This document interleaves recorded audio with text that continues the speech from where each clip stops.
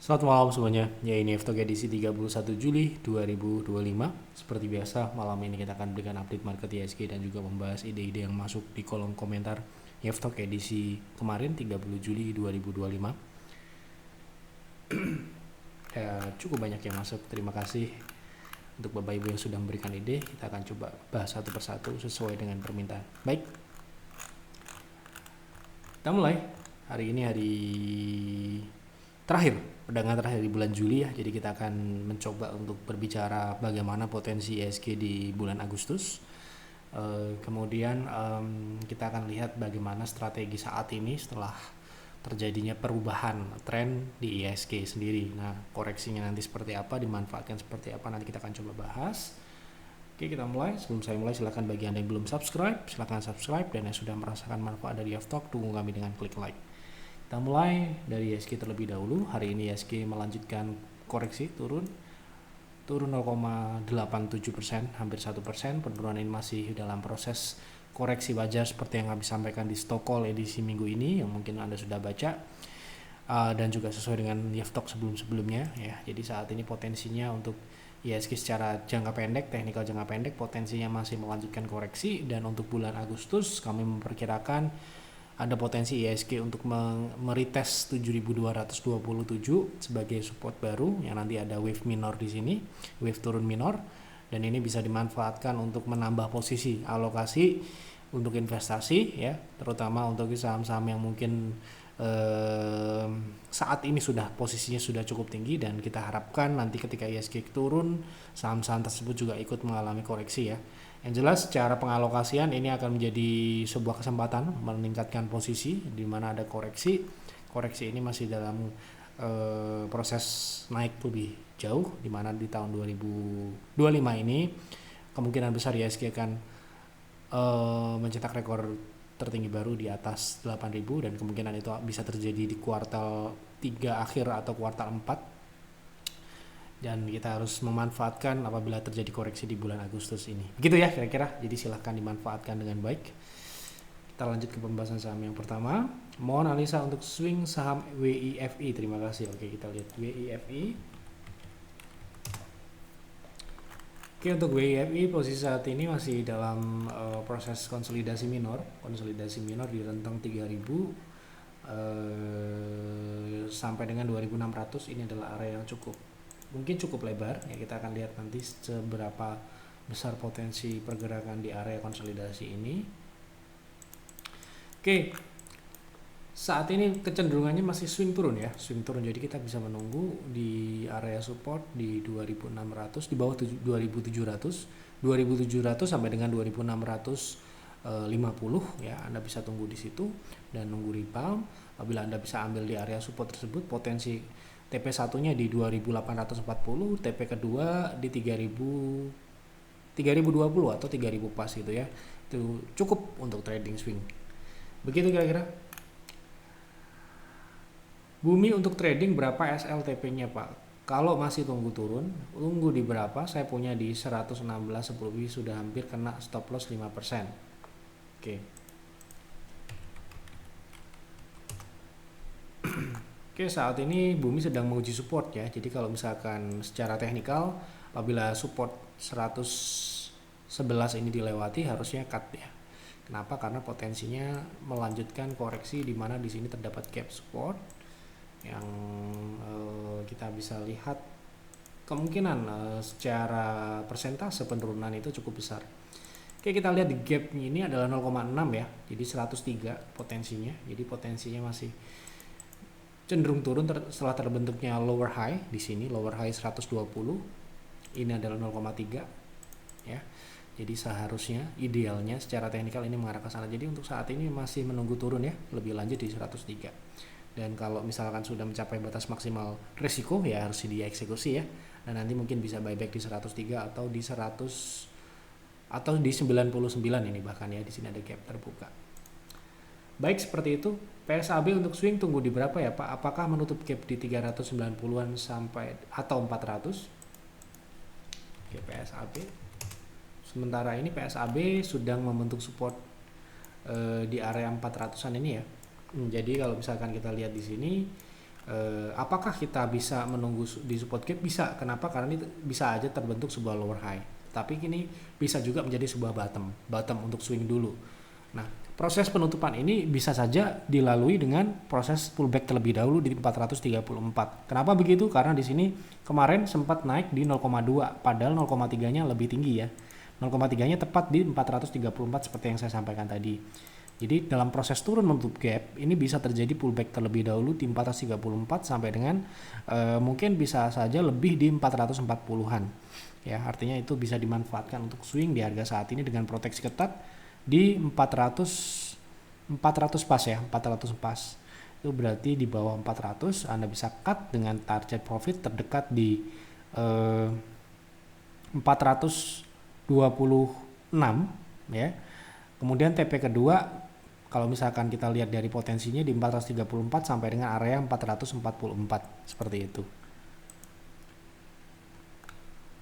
Sore Pak, PWON untuk swing apakah menarik? Berapa SLTP-nya? Oke, kita lihat PWON.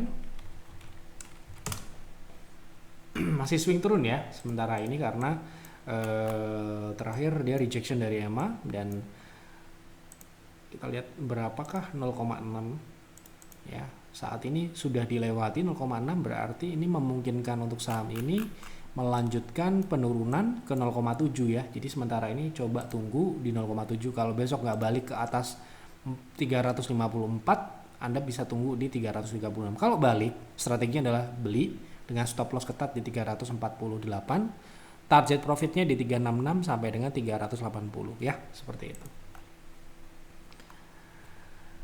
Mohon pembahasan WIRG secara jangka pendek bagaimana? Terima kasih, sehat selalu Pak. Oke, kita lihat jangka pendek trading ya. WIRG secara teknikal jangka pendek ABC ya, proses ABC sekarang ya. Kita lihat dulu ABC.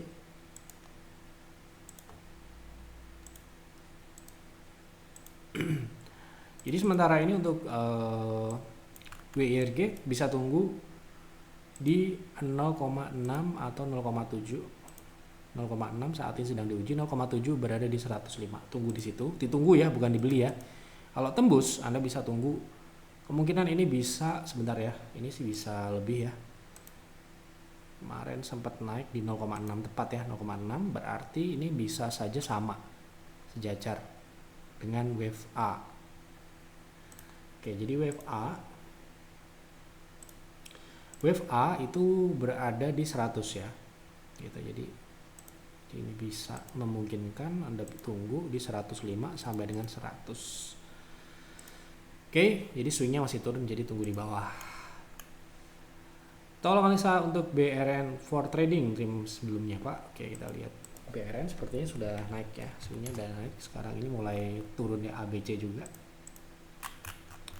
Ini salah satu saham yang ikut mendongkrak, ikut mengangkat indeks ya. Jadi posisi saat ini memang sudah naik ya, posisi sudah tinggi ya. Kita lihat di sini ada downtrend line, ini sudah downtrend ya, posisi saat ini sudah downtrend dan untuk jangka menengah ya, ini jangka menengah. Dan untuk trading saya rasa ini sudah secara risk reward sudah tidak menarik ya, potensi upside-nya di 8125. Mungkin lebih baik apabila breakout di atas 8.500 sehingga terbuka ruang gerak ke 12.000, tetapi kan sekarang ini belum dan asumsi kita masih rejection ya, sehingga risknya cukup tinggi ya kalau dia tutup gap di bawah 6.100 ya. Jadi ini saham ini sudah cukup tinggi ya, terakhir pun kita masuk sudah beberapa minggu yang lalu ya. Terakhir kita beli di bulan Juni ya, di bulan Juni di 6.000-an, 6.500-an ini ya, di private trading room. Nah ini, jadi saat ini sudah di 7.800 ya, lebih tinggi dari target kita bahkan ya. Oke, jadi untuk BRN menurut saya sudah beresiko tinggi ya. Idealnya belinya memang ya di bulan Juni ini ya, kebetulan di bulan Juni ya. Ini bulan Juni ya, tanggal 16 Juni kan di sini nih, area sini nih ya. Di sini ya. Oke, gitu di bulan Juni. Lanjut.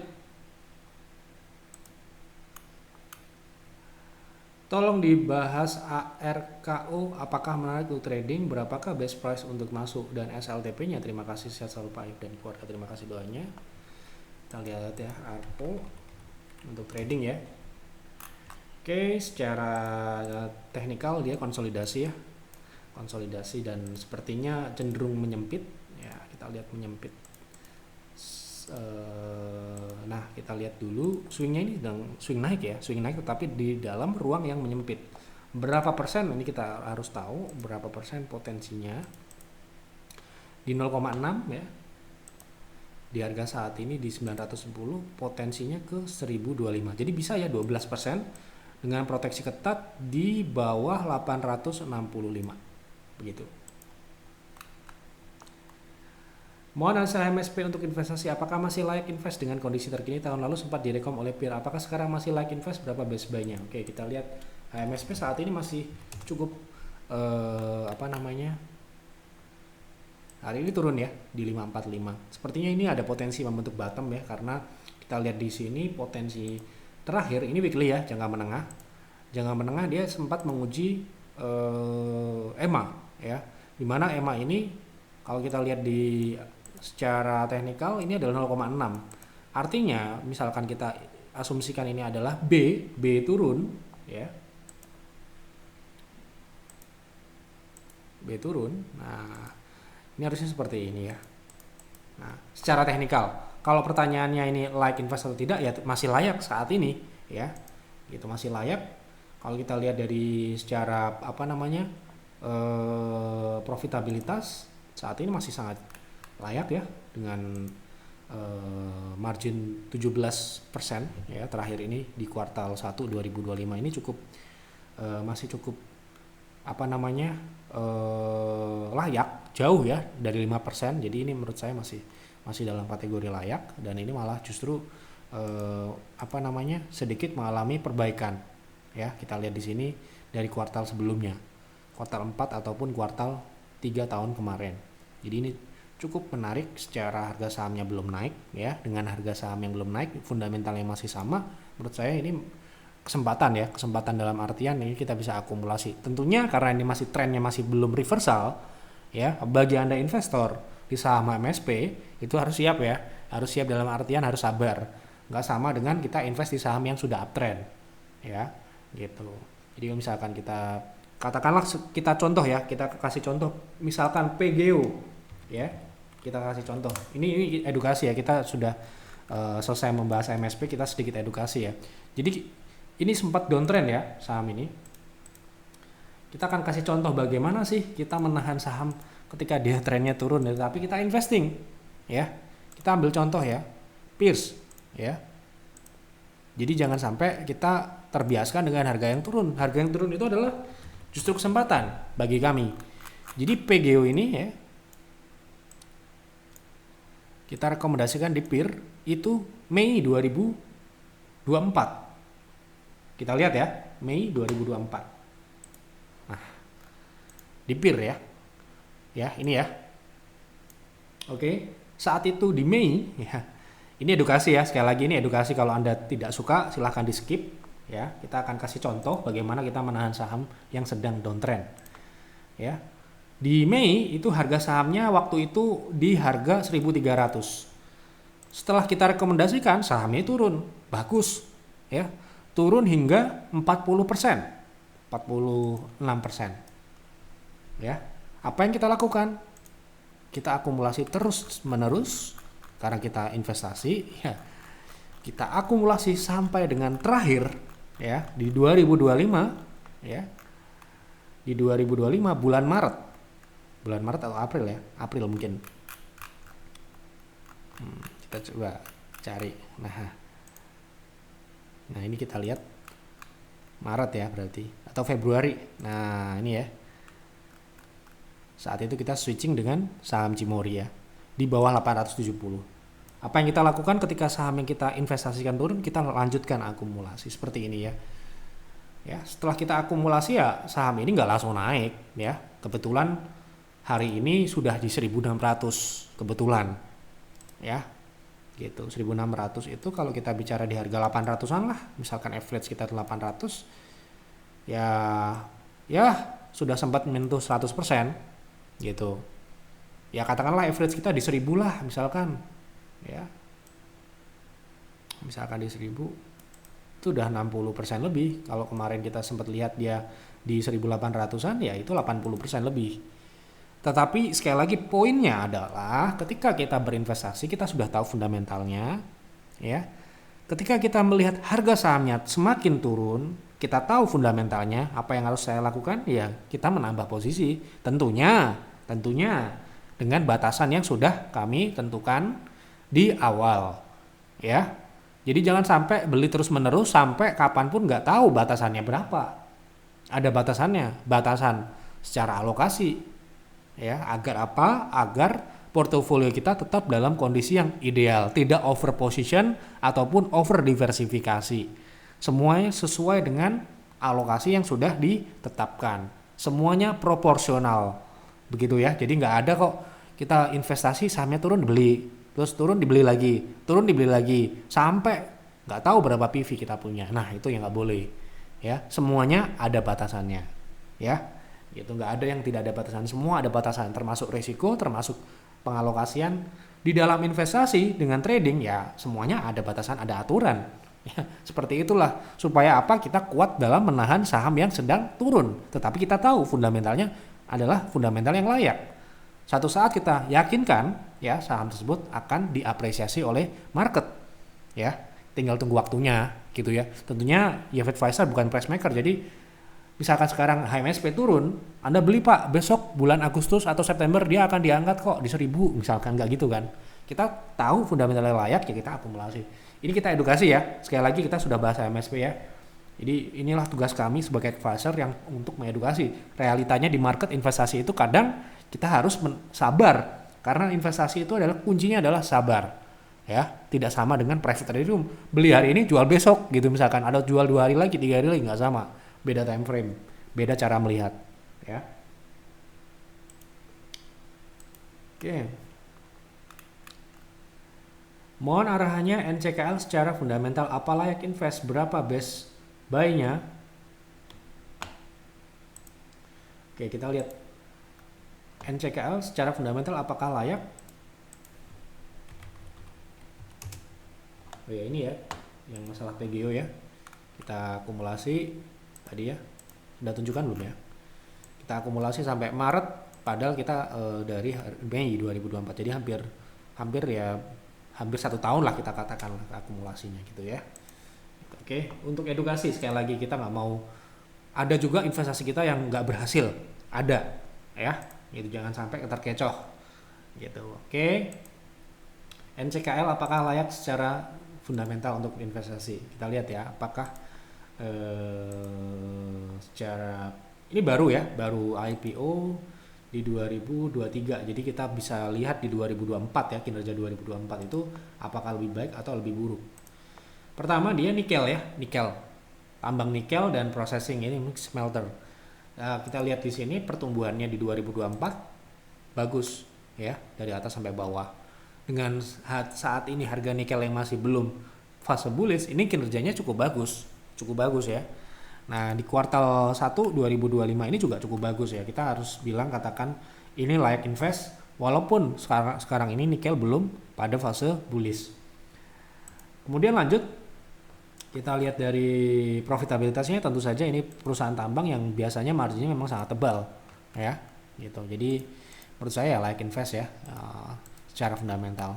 Tetapi untuk harga sahamnya masih downtrend seperti ini contohnya ya. Nah, seperti ini kita lakukan adalah bisa akumulasi di harga saat ini. Kalau misalkan Anda memang sudah melihat fundamentalnya baik, harga sahamnya turun ya ditambah gitu kan. Nah, Anda bisa tambah, ini sebenarnya best buy-nya di 580 ya, di 1,618, yaitu di 580. Kalau ini sempat dapat kasih lebih ya, 535 ini diskon lebih gitu ya. Di harga saat ini pun menurut saya ya relatif sudah agak tinggian dikit. Kalau bisa Anda dapat di bawah 685 sampai dengan 640 itu cukup baik lah, misalkan kita mulai akumulasi. Untuk target jangka pendek sekali itu bisa di 770 ya. Kelanjutan kalau misalkan ini sudah terapresiasi atau uptrend, mungkin bisa di 880, bahkan bisa ke level 1000-an dalam jangka panjang. Mohon bahas saham DOID untuk trading, apakah menarik entry di harga sekarang? Oke, kita lihat DOID. Oke, sekarang ini berada di support ya. Kalau kita lihat di sini potensinya masih turun ya. Jadi tunggu di area 354 sampai dengan 328 sementara ini. Masih dalam pengujian support. Lanjut, pertumbuhan bagus TAPG dan DSNG. Oke, malam Pak Yev, kalau BBYB arahnya kemana ya? Turun dulu atau naik? Terima kasih. Oke, kita lihat arahnya, berarti trennya. Sementara ini turun ya, ABC ya. Kita lihat C-nya ini akan seberapa karena ditentukan oleh B ya. B-nya ini bisa sampai 0,7, berarti kemungkinan C itu bisa lebih tinggi dari A. Ya, kita targetkan di 224. Sementara ini turun dulu ke 220-an. Sekarang harga 240 ya.